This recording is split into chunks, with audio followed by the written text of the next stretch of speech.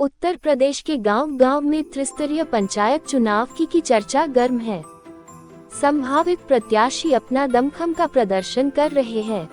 गोरखपुर जनपद के विकासखंड जंगल कौड़िया के ग्राम सभा मीरपुर में भी यही हाल है। यहाँ के ग्राम प्रधान प्रतिनिधि वर्ष 2026 और 2022 में हमारे चैनल को अपने इंटरव्यू में अपने विकास कार्यों और प्राथमिकताओं को बताए, जिसका लिंक डिस्क्रिप्शन दिया गया है, जिसे आप टच कर देख सकते हैं। दर्शकों, हमारी टीम की मुलाकात प्रमुख विपक्षी बाबू राम यादव से हुई, जो पूर्व ग्राम प्रधान के पति और प्रतिनिधि है। उन्होंने अपने ग्राम सभा के विकास के साथ समस्याओं को बताते हुए अपने मुद्दों को रखे। उन्होंने दावा किया कि उन्हें अवसर मिला तो सभी रुके विकास कार्यों को गति मिलेगी। और आगे क्या कहे, देखने के लिए बने रहिए यूनिवर्सल न्यूज टुडे के साथ। आप देख रहे हैं यूनिवर्सल न्यूज टुडे। पहले तो आपका बहुत बहुत स्वागत है। विकासखंड जंगल कौड़िया के ग्राम पंचायत मीरपुर से आप वर्तमान समय में ग्राम प्रधान पद के प्रत्याशी हैं। इसके पहले आप 2015 में मीरपुर गांव के प्रधान रह चुके हैं। वर्तमान समय में जो चुनाव होने जा रहा 2026 में, वो अप्रैल महीने में त्रिस्तरीय पंचायत चुनाव होने जा रहा। ऐसे में इस चुनाव में आपके मुद्दे क्या होंगे गांव को लेकर? सबसे पहले तो आप सभी का धन्यवाद देते हैं। दूसरी चीज़ ये है कि जो हमारा गांव का मुद्दा है, अन्य गांवों की अपेक्षा बहुत पिछड़ा हुआ है विकास कार्यों में। जैसे विकास कार्यों का मतलब नाली खड़ंजा बहुत जरूरी हमारे गांव में है।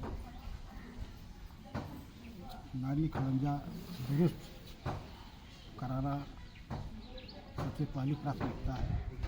आपके ग्राम सभा में नाली खड़ंजा बने नहीं इन 5 वर्षों में? नहीं, बने हैं। हाँ। जहाँ बने हैं वहाँ रिपेयर कराना है या इंटरलॉकिंग कराना है। मतलब पूरे गांव में नाली और खड़ंजा नहीं बन पाया है? बना है, कम है। हर घर नहीं पहुंचा है। आप जब प्रधान थे तो आप जो है वह कौन से महत्वपूर्ण कार्य कराए थे? हमारे ज़माने में महत्वपूर्ण काम देखिए, नाली खड़ंजे का तो काम हुआ ही था। विद्यालय का मरम्मत।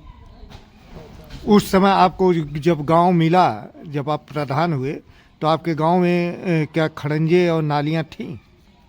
अपेक्षाकृत बहुत कम थी। हाँ। इसके बाद जब प्रधान बने हैं, हाँ। एक किनारे से काम हरिजन बस्ती से हमने शुरू किया है। हाँ।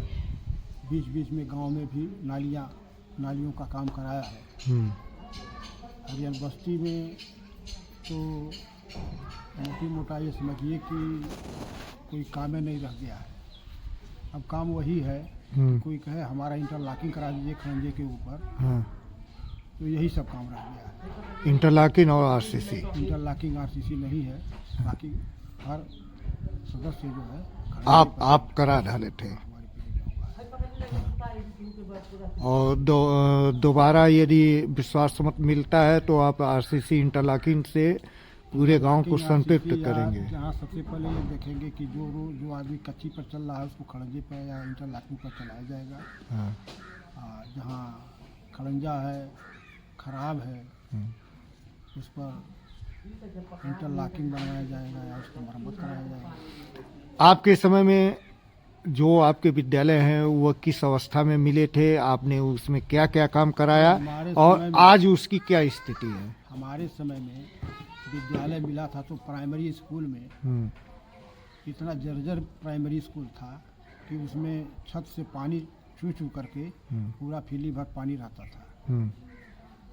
उसको हमने तोड़वा करके छत को पूरा ये बल्ली पर तनवा करके छत तोड़वा करके दीवार तोड़वा करके पीपल का पेड़ इतना मोटा जमा हुआ था, सब सही कराया। और पंचायत भवन की क्या स्थिति थी? पंचायत भवन भी जर्जर था, उसको सब प्लास्टर वगैरह तोड़वा करके फिर से बनवाए, टाइल्स लगवाए हैं। आपके कार्यकाल में ये सब काम हुए? लगा है, गेट लगा है, हमारे कार्यकाल में लगा है। 400 के आसपास शौचालय बनवाए हैं गाँव में। जिसने बनवाना चाहा उसका मैंने बनवाया। आज के डेट में पंचायत भवन और विद्यालय की क्या स्थिति है? हम तो समझ रहे हैं कि 5 साल के अंदर तो हमारा बनवाया हुआ खराब नहीं हुआ होगा। हाँ, ये वर्तमान प्रधान बाउंड्री कराए हैं मिडिल स्कूल का, हाँ, पेंट नहीं लगा है, हाँ, पेंट तक नहीं करवा पाए। हाँ। समझ रहे हैं मोटी मोटा 2 बरस हुआ होगा उसको बाउंड्री बने। आज भी आपके गांव में जो है जगह जगह बांस बल्ली पे बिजली के तार खींचे हुए हैं, पोल नहीं। हाँ ये भी है, हाँ, ये सही चीज़ है। ऐसा क्यों? आपके बहुत कम कार्यकाल होगा, में भी बहुत कम होगा। लोग नहीं अपने दरवाजे पर पोल लगाएंगे, अपनी ज़मीन पर पोल नहीं लगवाने देंगे तो क्या होगा। समस्या ये भी है देहात की। पढ़े लिखे लोग कम हैं, शिक्षा का अभाव है। दरवाजे बाबूराम जी, यदि आपको दोबारा जो है अवसर मिलता है तो युवाओं के लिए आप क्या करेंगे? युवाओं के लिए अब खेल का मैदान देखा जाएगा, जगह जगह होगी उसको व्यवस्था किया जाएगा, या अखाड़ा की व्यवस्था किया जाएगा। देहात में लोग कुश्ती के भी शौकीन होते हैं, जिम की व्यवस्था किया जा सकता है, यही सब किया जा सकता है। युवाओं को इस समय सबसे ज़्यादा ज़रूरत जो है डिजिटल लाइब्रेरी की पड़ रही है, जहाँ वो बैठ के फ्री वाईफाई पा जाए और अपना पढ़ें लिखें, आगे बढ़ें। उस दिशा में आपका क्या सोच है? उस दिशा में भी हमारा सकारात्मक सोच रहेगा। है। हाँ।